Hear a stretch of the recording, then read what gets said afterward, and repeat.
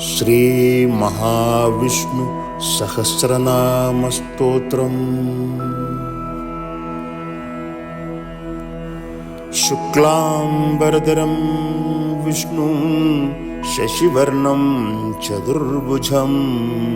प्रसन्नवदनं ध्यायेत् सर्वविघ्नोपशान्ते।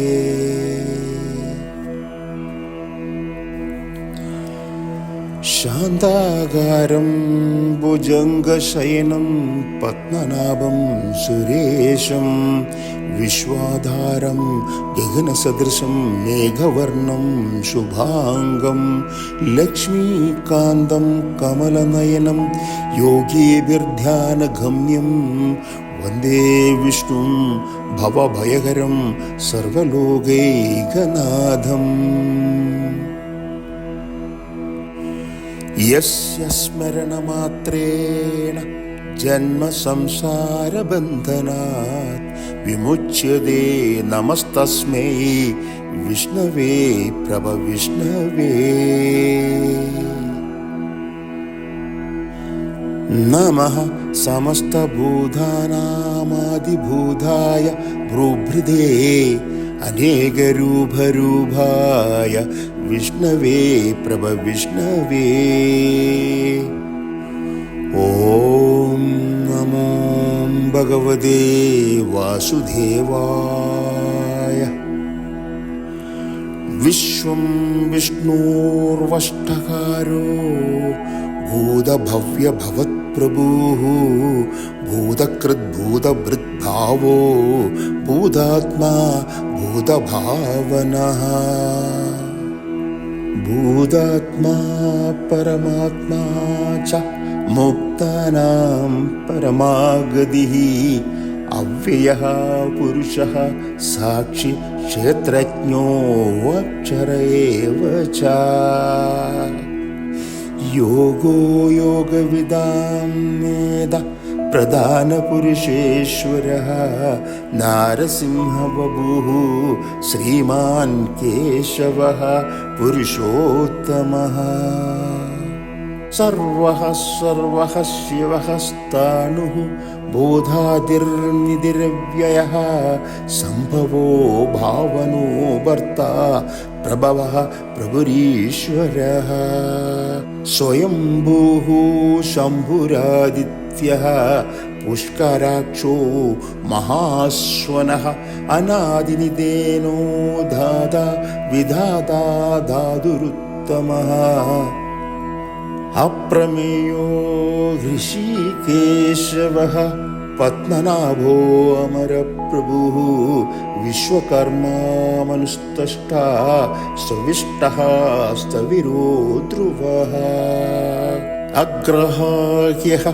श्वासदः कृष्णो लोहिताक्षः प्रतर्दनः प्रभूतस्त्रीगुबभामा पवित्रं मङ्गलं परम्। ईशानः प्राणदः प्राणो ज्येष्ठः श्रेष्ठप्रजापतिः हिरण्यगर्भो भूगर्भो माधवो मधुसूदनः। ईश्वरो विक्रमी धन्य मेधावि विक्रमः क्रमः अनुत्तमो दुरादर्शः कृतज्ञः कृतिरात्मवान्। सुरेशः शरणं शर्म विश्ववेदाः प्रजापवः अहः संवत्सरो व्यालः प्रत्ययः सर्वदर्शनः। अजः सर्वेश्वरः सिद्धः सिद्धिः सर्वादिरिच्युतः वृषाकविरमेयात्मा सर्वयोगविनिःश्रुतः। वसुर्वसुमनः सत्यः समात्मा संविदः समः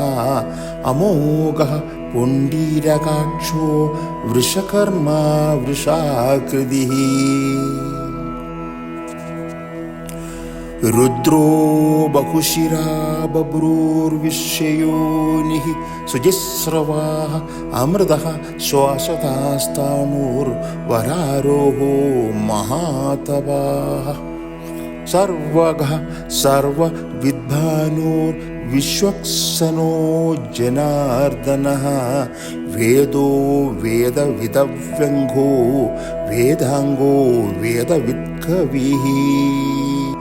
लोकाध्यक्षः सुराध्यक्षो धर्माध्यक्षः कृदाकृतः चतुरात्मा चतुर्व्यूहः चतुर्दंष्ट्रचतुर्भुजः ब्राजिष्णुर्भोजनं भोक्ता सहिष्णुर्जगदाद्विजः अनघो विजयो जेदा विश्वयोनिः पुनर्वसुः उपेन्द्रो वामनः प्रांशुरमोघः सुजरोर्जितः अतीन्द्रः सङ्ग्रहः सर्गो धृतात्मा नियमो यमः वेद्यो वैद्यः सदा योगी वीराः माधवो मधुः अतीन्द्रियो महामायो महोत्साहो महाबलः महाबुद्धिर्महावीर्यो महाशक्तिर्महाद्युतिः अनिर्देश्यवपुः श्रीमानामयात्मा महादृदृक् महेश्वासो महीभर्ता श्रीनिवासः सदां गतिः अनिरुद्धः सुरानन्दो गोविन्दो गोविदाम्पदिः मरीचिर्दमनो हंसः सुवर्णो भुजगोत्तमः हिरण्यनाभः सुतपाः पद्मनाभः प्रजापतिः अमृत्युः सर्वदृक्सिंहः सन्धाता सन्धिमान् स्थिरः अजो दुर्मर्शनः शास्ता विश्रुतात्मा सुरारिः गुरुर्गुरुतमो धाम सत्यः सत्यपराक्रमः निमिषो निमिषः सग्री वाचस्पतिर्दारतिः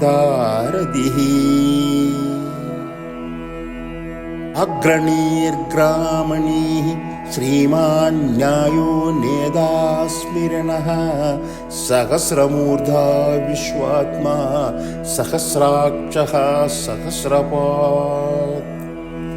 आवर्तनो निवृत्तात्मा संवृतः सप्रमर्दनः आहः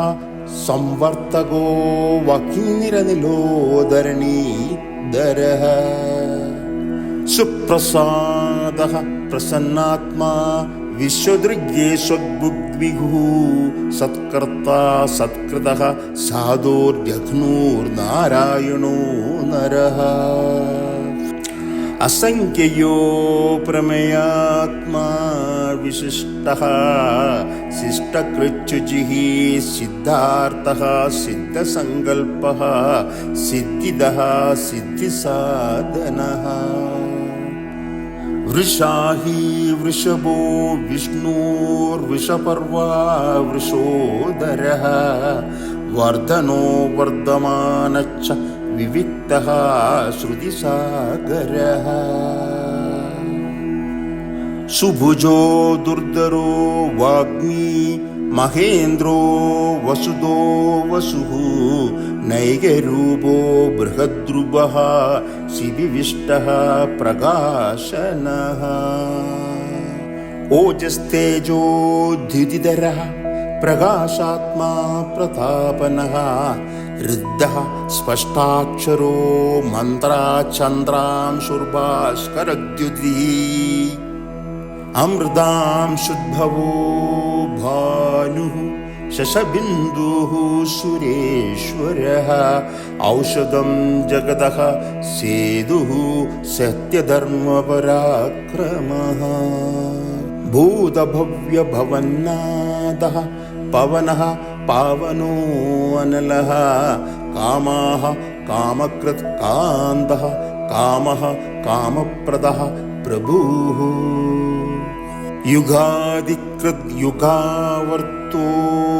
नैगमायो महाशनः अदृश्यो व्यक्तरूपच्च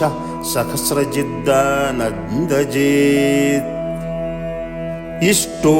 विशिष्टः शिष्टेष्टः शिखण्डी नघुषो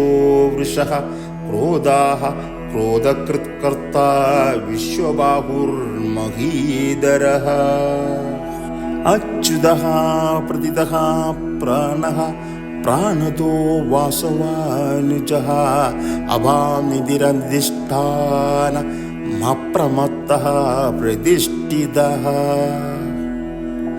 स्कन्दः स्कन्धधरो धुर्यो वरदो वायुवाहनः वासुदेवो बृहद्भानुरादिदेवः पुरन्दरः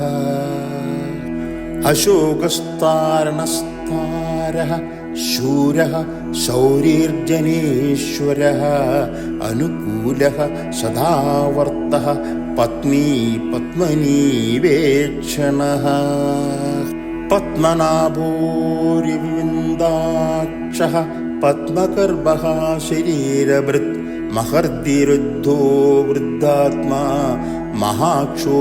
गरुडध्वजः अदुलः शरभो भीमः समयज्ञो हविर्हरिः सर्वलक्षणलक्षण्यो लक्ष्मीवान् समुदीञ्जयः विक्षरो रोहितो मार्गो हेतुर्दामोदरः सहः महीधरो महाभागो वेगवानमिदाशनः उद्भवः शोभनो देवः श्रीगर्भः परमेश्वरः करणं कारणं कर्ता विकर्ता गगनो गुहः व्यवसायो व्यवस्थानः संस्थानः स्थानदो ध्रुवः परर्दे परमस्पष्टः तुष्टः पुष्टः शुभेक्षणः व्यवसायो व्यवस्थानः संस्थानः स्थानदो ध्रुवः परर्दे परमस्पष्टः तुष्टः पुष्टः शुभेक्षणः रामो विरामो वीरदो मार्गो नेयो नायो नयः वीरः शक्तिमदां श्रेष्ठो धर्मो धर्मविदुत्तमः वैकुण्ठः पुरुषः प्राणः प्राणदः प्रणवः पृथुः हिरण्यगर्भः शत्रुघ्नो व्याप्तो वायुरधोक्षजः हृदुः सुदर्शनः कालः परमेष्टिपरिग्रहः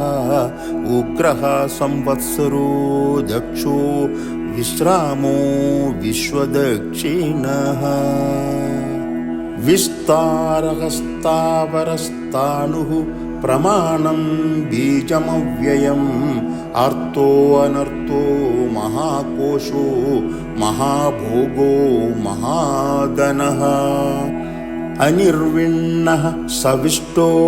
भूर्धर्मयुगो महामगः नक्षत्रनेमिर्नक्षत्री क्षमः क्षामः समीहनः यज्ञयुज्यो महेज्यच्छ कृदुः सत्रं सदाङ्गदिः सर्वदर्शी विमुक्तात्मा सर्वज्ञो ज्ञानमुत्तमम् सुव्रतः सुमुखः सूक्ष्मः सुघोषः सुगदः सुहृत्मनोहरो जितक्रोधो वीरबाहुर्विधारिणः स्वावनः स्ववशो व्याभिनेगात्मा नेगकर्मकृत् वत्सरो वत्सलो वत्सी रत्नगर्भो धनेश्वरः धर्मगुप्धर्मकृद्धर्मी सत्सत्क्षरमक्षरम् अविज्ञाता सहस्रार्षुर्विधाता कृतलक्षणः गभस्तिनेमि सत्त्वस्थः सिंहो भूतमहेश्वरः आदिदेवो महादेवो देवेशो देवभृद्गुरुः उत्तरो गोपतेर्गोप्ता ज्ञानगम्यः पुरातनः शरीरभूतभृद्भोक्ता कवीन्द्रो भूरिदक्षिणः सोमभो अमृतभः सोमः पुरजत्पुरुषोत्तमः विनयो जयः सत्यसन्धो दासार्हः सात्वदाम्पतिः जीवो विनयिता साक्षि मुकुन्दो अमितविक्रमः अम्बो निधिरनन्दात्मा महोदधिशो यो अन्तगः अजो महार्हः स्वाभाव्यो जिदामित्रः प्रमोदनः आनन्दो नन्दनो नन्दः सत्यधर्मा त्रिविक्रमः महर्षिः कपिलाचार्यः कृतज्ञो मेदिनीवदिः त्रिवत्स्त्रीदशाध्यक्षो महाशृङ्गः कृतान्तर्कृत् वराहो गोविन्दः सुशेषणः कनकाङ्गदी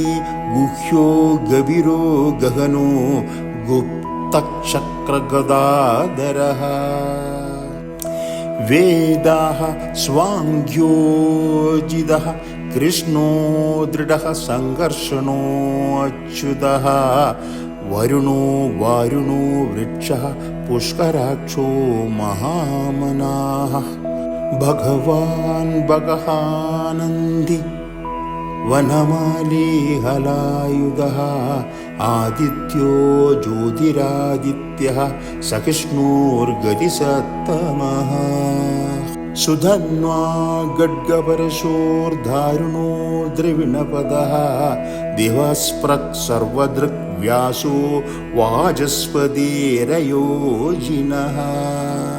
त्रिसामा सामगः साम निर्वाणां भेषजं विशक् सन्न्यासिक्युच्चमः शान्तो निष्ठा शान्तिः परायणः शुभाङ्गः शान्तिदः स्रष्टा कुमुदः कुवलेशयः गोहितो गोपतिर्गोप्ता वृषभाक्षो वृषप्रियः अनिवर्ती निवृत्तात्मा संक्षेप्ता क्षेमकृज्जीवः श्रीवत्सवक्षाः श्रीवासाः श्रीवदिः श्रीमदाम्बरः श्रीदः श्रीशः श्रीनिवासः श्रीनिधिः श्रीविभावनः श्रीधरः श्रीकरः श्रेयः श्रीमां लोकत्रयाश्रयः स्वक्षः स्यङ्गः सदानन्दो नन्दर्ज्योतिर्गणेश्वरः विजिदात्मा विधेयात्मा सत्कीर्तिच्छिन्न संशयः उदीर्णः सर्वतश्चक्षुर निशः श्वासदः स्थिरः भूषयो भूषणो भूतिर्विशोगः शोगनाशनः अर्चिष्मानर्चितः कुम्भो विशुद्धात्मा विशोदनः अनिरुद्धो प्रतिरथः प्रत्युग्नो अमितविक्रमः कालनेमिनिः वीरः शौरिः शूरजनेश्वरः त्रिलोकात्मा त्रिलोकेशः केशवः केशिः हरिः कामदेवः कामपालः कामी कान्दः कृदागमः अनिर्देशबभूर्विष्णुर्वीरो अनन्दो धनञ्जयः ब्रह्मण्यो ब्रह्मकृद्ब्रह्मा ब्रह्म ब्रह्मविवर्धनः ब्रह्मविद्ब्राह्मणो ब्रह्मी ब्रह्मयज्ञो ब्राह्मणप्रियः महाक्रमो महाकर्म महातेजा महोरगः महाक्रतुर्महायज्वा महायज्ञो महाहविः स्तव्यः स्तव्यप्रियः स्तोत्रं स्तुतिः स्तोतारणप्रियः पूर्णः पूरयिता पुण्यः पुण्यकीर्तिरनामयः मनोजवस्तीर्थकरो वसुरेदा वसुप्रदः वसुप्रदो वासुदेवो वसुर्वसुमनाहविः सद्गतिः सत्कृतिः सत्ता सद्बुद्धिः सत्परायणः शूरसेनो यदुश्रेष्ठः सन्निवासः स्वयामुनः भूदावासो वासुदेवः सर्वासु निलयो अनिलः दर्पः दर्पदो दृप्तो दुर्धरो अदावराजितः विश्वमूर्तिर्महामूर्तिर्दीप्तमूर्तिरमूर्तिमान् अनेकमूर्तिरव्यक्तः सदमूर्तिः सदाननः एको नैकः स्वः कः किं यत्तत्पदमनुत्तमं लोकबन्धुर्लोकनाथो माधवो भक्तवत्सलः सुवर्णवर्णो हेमाङ्गो वराङ्गच्चन्दानङ्गदी वीरः विषमः शून्यो हृदाशिरचलच्छलः अमानी मानदो मान्यो लोकस्वामी त्रिलोकदृक् सुमेधा मेधजोदन्यः सत्यमेधाधराधरः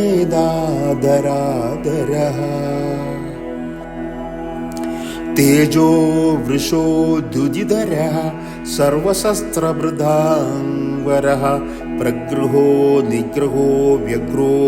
नैकशृङ्गो गदाग्रजः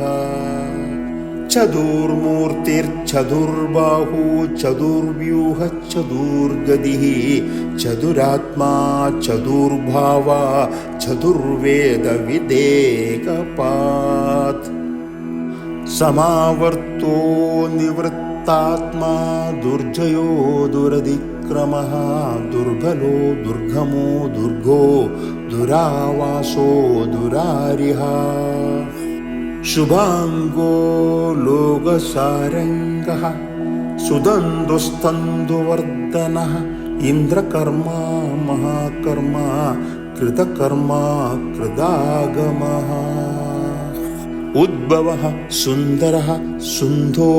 रत्ननाभः सुलोचनः अर्को व्याजसनः शृङ्गी जयन्तः सर्वविजयी सुवर्णबिन्दुरक्षोभ्यः सर्ववागीश्वरेश्वरः महाहृदो महागर्तो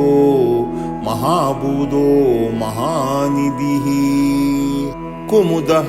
कुन्दरः कुन्दः पर्जन्यः पावनोऽनिलः अमृताशो अमृतवपुः सर्वज्ञः सर्वतोमुखः